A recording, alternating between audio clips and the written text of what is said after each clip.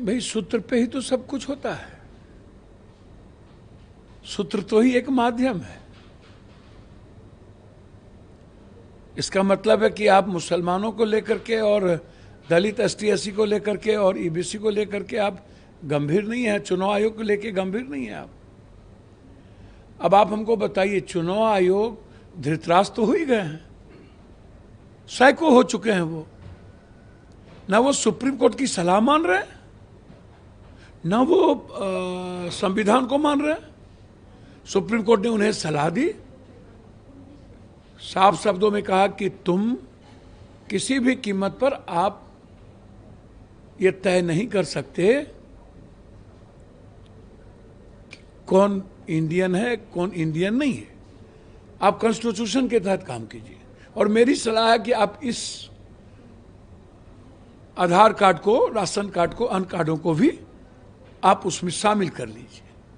तो ना आप सलाह मानने को तैयार है, आप कह रहे हैं कि नहीं, हम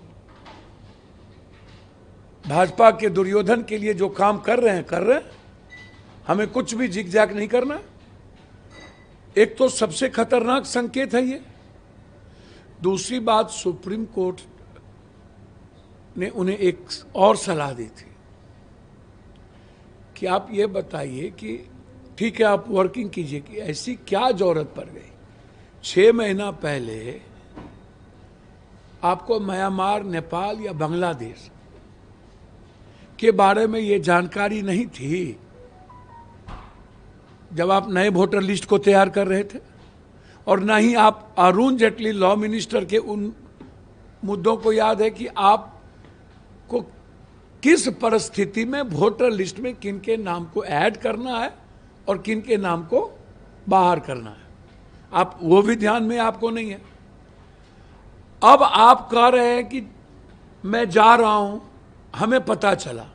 तो हम चुनाव आयोग से पूछना चाहेंगे, अभी तो आपने फॉर्म बांटना शुरू किया, अब फॉर्म कहीं से आया नहीं। और दूसरी बात, आप कह रहे हैं कि जिनके बारे में हमको शक हो रहा है उनके पास आधार कार्ड भी है, राशन कार्ड भी है, लेकिन वो गलत तरीके से है।